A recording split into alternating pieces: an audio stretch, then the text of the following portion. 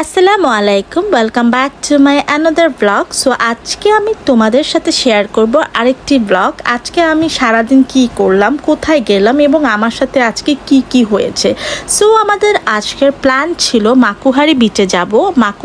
Japan মাকুহারি beach, এটা হচ্ছে Chiba স্ট্রেটে পড়ে থাকে। সো চিবা প্রিফেকচারে আমরা যাব, সেখানে আমরা ফায়ারওয়ার্কস দেখব। বাট আনফর্চুনেটলি আমরা জানতাম না যে তোমার সমুদ্রের সামনে যে ফায়ারওয়ার্কসটা হয়ে থাকে সেটা দেখার জন্য অনলাইনে টিকিট কাটতে হয়। সো আমরা টিকিটটা কাটতে পারিনি।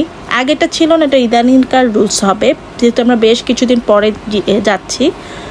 তো আমরা এখন ফায়ারওয়ার্কস দেখতে যাচ্ছি। গেটের সামনে ভেতরে ঢুকতে পারিনি, বাট ইটস ওকে, আমরা গেটের বাহির থেকেই দেখতে পাচ্ছিলাম। আমাদের বেশ ভালোই লাগছিল, বাচ্চারা অলসো এনজয় করছিল। আমাদের বসারও ব্যবস্থা ছিল সেখানে, বাট আমরা দাঁড়িয়ে দাঁড়িয়ে দেখছিলাম। এটাও একরকমের নাইস ফান ছিল।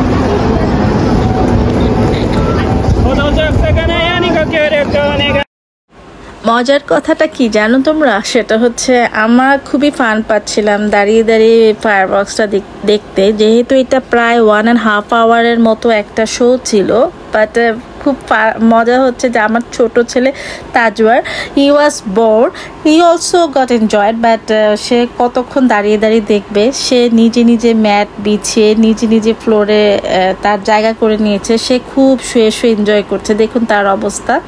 সবাই এখানে একটা মতো দাঁড়িয়ে ছিল, বাট আমার ছোট ছেলে কি করছে একটু দেখুন। মানে কেউ অবশ্য আমার ছোট ছেলের দিকে এত তাকাচ্ছিল না, সবাই বিজি ছিল ফায়ারওয়ার্কস দেখা নিয়ে।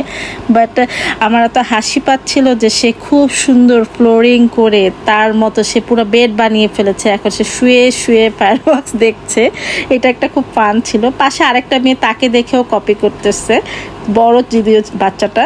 আমার ছেলে ভাবলো যে শুয়ে দেখি, বসে দেখাচ্ছে। কতটা লেজি চিন্তা করতে পারো তোমরা।